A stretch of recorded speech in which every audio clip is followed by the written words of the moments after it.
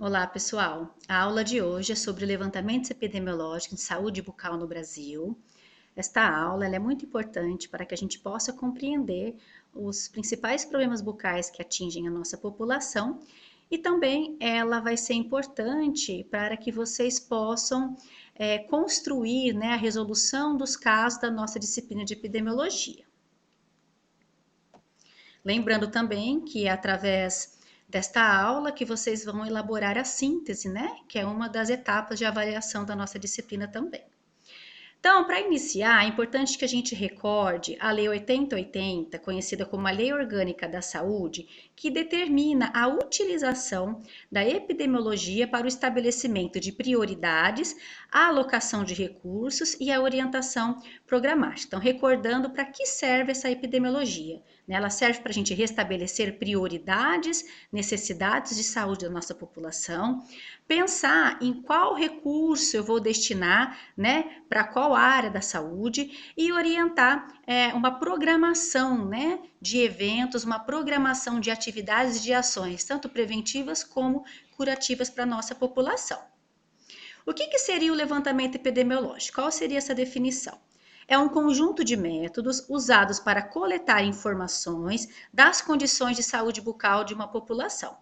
Então, o levantamento epidemiológico em saúde bucal, a gente sabe hoje, né, que existiu 4 grandes levantamentos epidemiológicos até hoje no Brasil, né, no nosso país.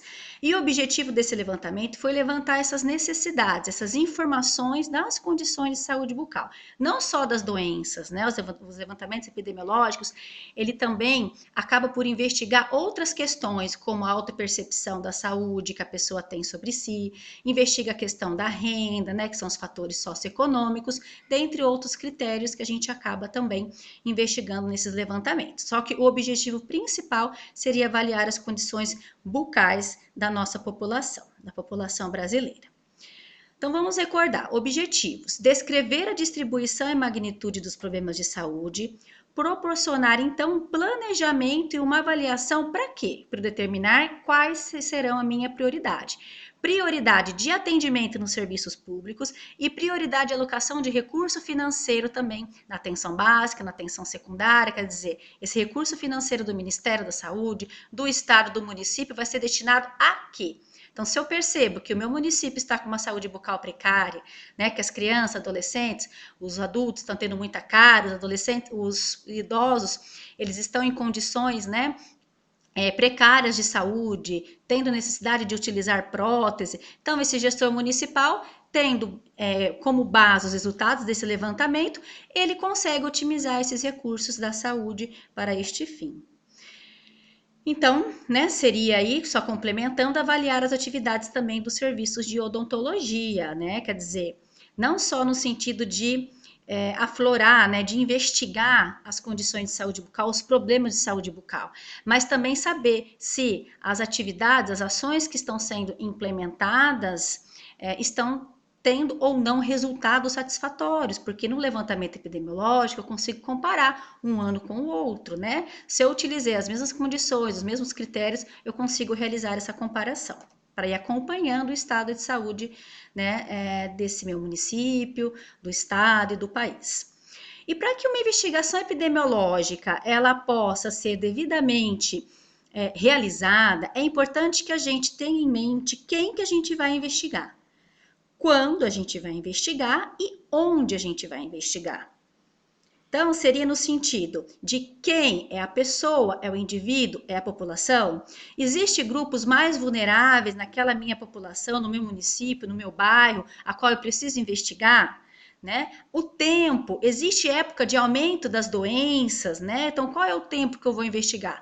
Em relação ao levantamento epidemiológico de saúde bucal, ele é realizado, né, de 10 em 10 anos, para poder acompanhar se as ações que forem implementadas ao longo dos anos estão surtindo ou não efeitos, né? E para poder entender essas doenças.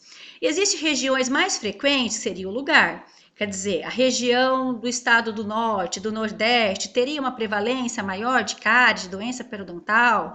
A região centro-oeste seria de câncer? Não sei. Eu só consigo fazer isso investigando, né? Fazendo uma investigação epidemiológica desses dados, para poder descobrir. Quais seriam as fases do levantamento? Então, primeiramente, é o planejamento das minhas ações. Então, eu preciso planejar o que será executado nesse levantamento, definir se vai ser um levantamento estadual, municipal ou vai ser um levantamento a nível de Brasil.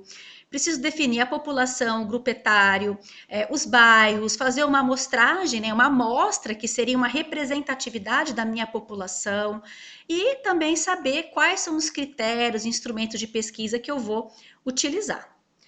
Após a etapa de planejamento, vem a execução dessas minhas ações, é a operacionalização da fase do levantamento, que aí eu vou colocar em prática o que eu planejei.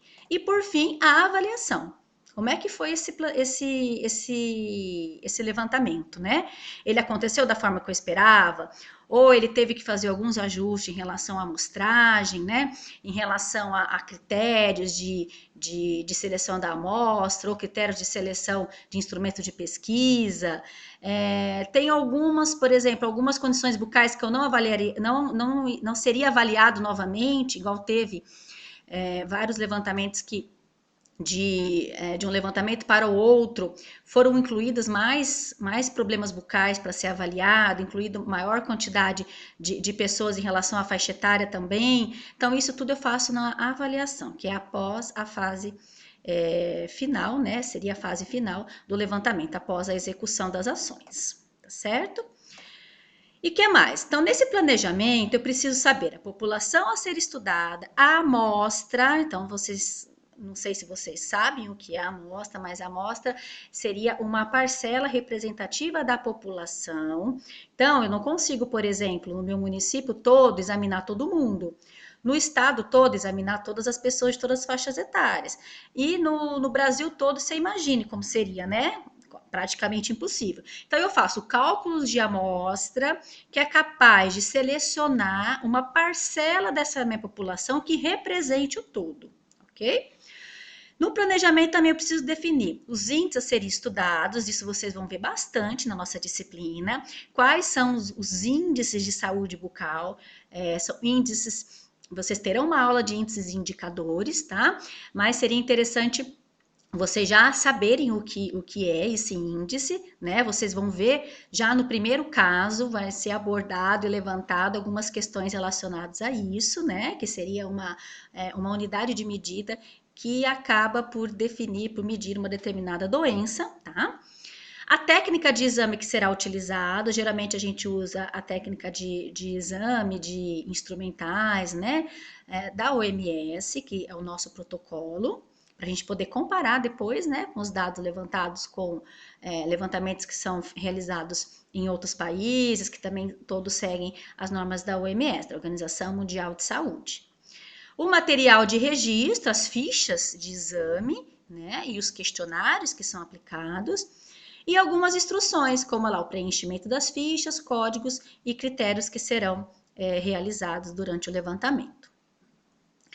Então, vamos agora em relação aos levantamentos nacionais. Então, nós temos 4 grandes levantamentos nacionais. Ah, mas aqui está aparecendo 5. Por quê?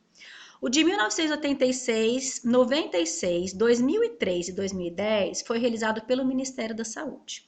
O levantamento de 1993 já foi realizado pela Secretaria Estadual de São Paulo.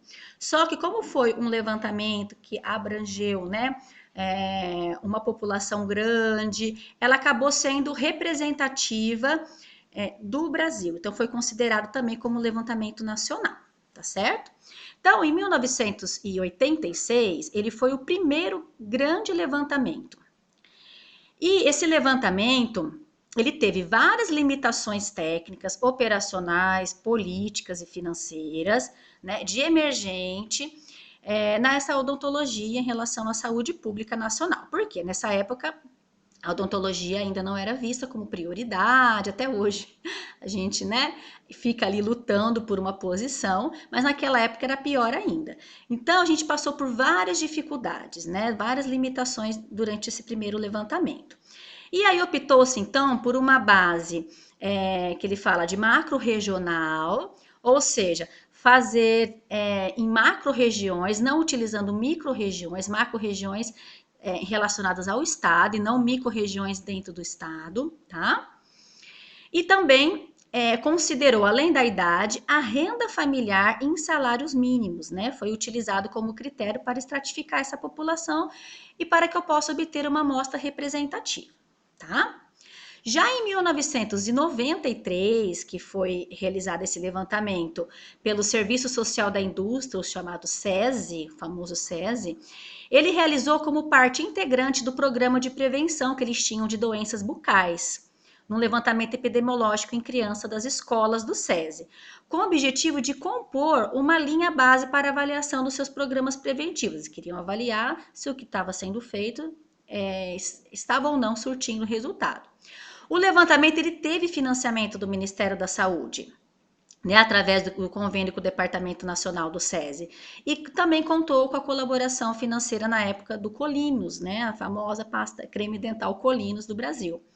Então, colaborou com a questão de impressão de relatórios, incluindo sua amostragem algumas escolas públicas, e apesar de ter sido avaliado como uma amostra enviesada, né, porque foi feito ali mais para o estado de São Paulo, né, na medida em que as escolas do SESI são diferenciadas do ponto de vista de acesso a medidas preventivas, o fato de ter tido uma abrangência nacional e de também ter avaliado escolas públicas, então deu-se ao levantamento do SESI o crédito de dado nacional oficial à época, tá?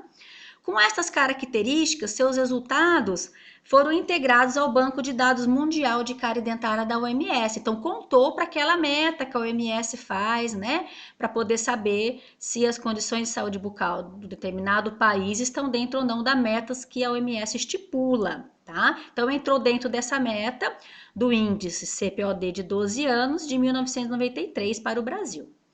Então, do ponto de vista dos critérios de avaliação, que é o índice CPOD, que é dentes cariados, perdidos e obturados, dentes permanentes, o desenho desse levantamento ele foi muito parecido com o de 1986, tá?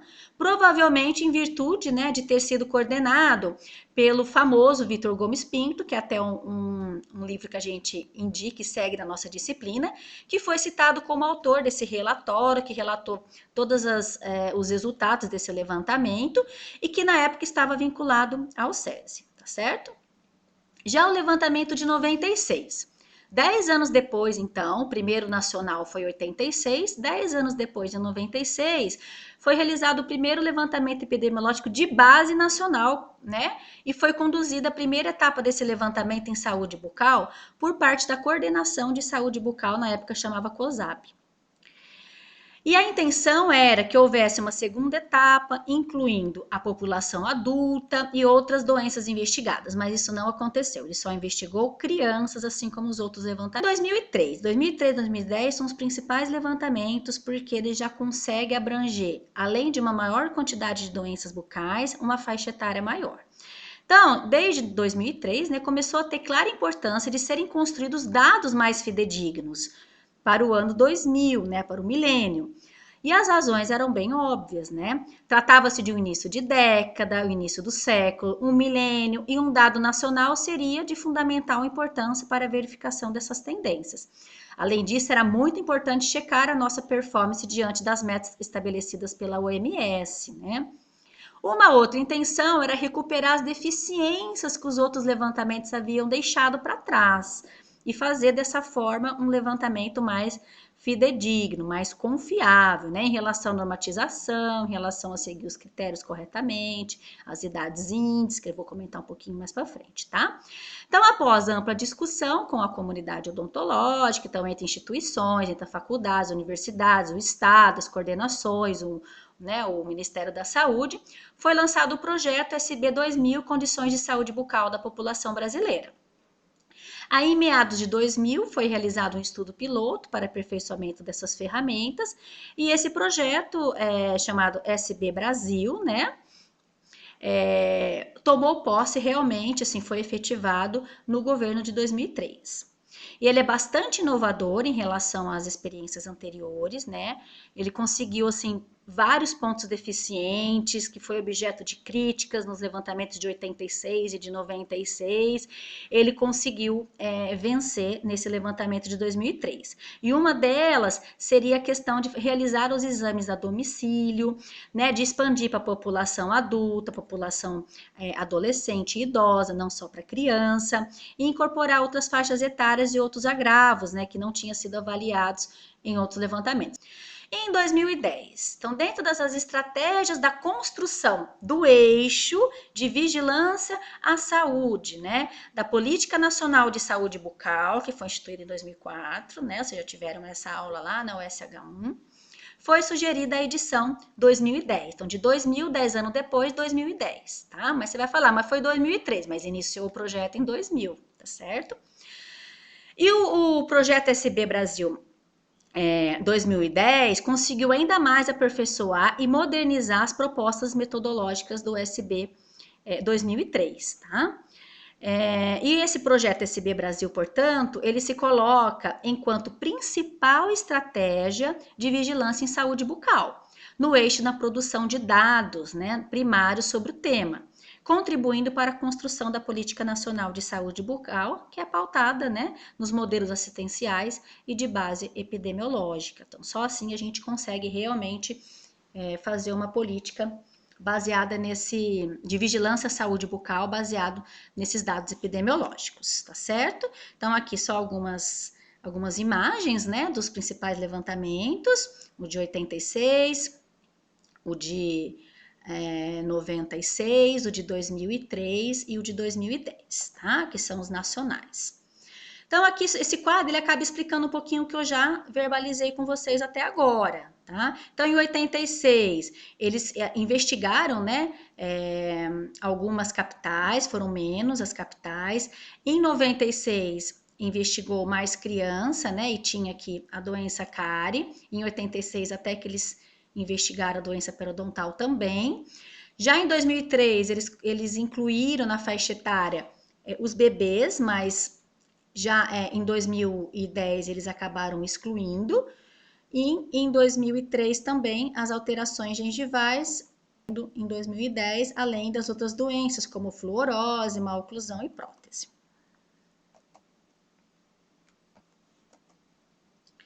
E temos também alguns levantamentos estaduais, né, que foram realizados tanto em Minas Gerais, na região sudeste, tanto em Minas Gerais em 2012, como em São Paulo em 2015, que são grandes levantamentos que foram realizados nesses dois estados, tá? Considerando também os mesmos critérios do SB Brasil, os mesmos critérios da OMS, para eu conseguir comparar esses dados, eu preciso utilizar sempre os mesmos critérios, tá? E quais são os principais usos da epidemiologia e odontologia? Então, para esses levantamentos, eles estão abordando o que, basicamente? Basicamente, eles abordam a cárie, a doença periodontal, as más oclusões, câncer bucal e fluorose, que é o que nós vamos discutir, né, na nossa sequência de casos. Não vamos conseguir discutir todos, mas a maioria deles a gente vai dialogar aí durante a disciplina, tá? E as idades índices, quais são? De 5 a 6 anos, que nós temos aí os pré-escolares, com o início da dentição permanente, onde a idade índice é 5 anos, tá?